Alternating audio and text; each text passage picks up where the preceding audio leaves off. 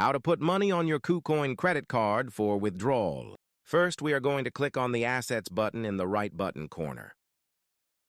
We now click on the Funding button on the top of our screen.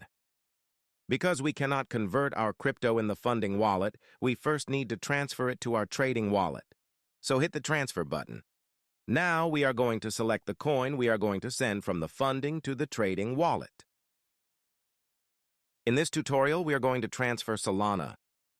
Select the amount you want to transfer and click Confirm. Next, we press Trading in the top of the screen and then press Convert. Now we are going to convert our cryptocurrency into USDT. For the purpose of this video, we will be converting Solana. Enter the amount you are going to convert and press Confirm.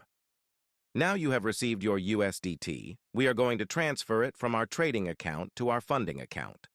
So click on Back twice to go back to your assets.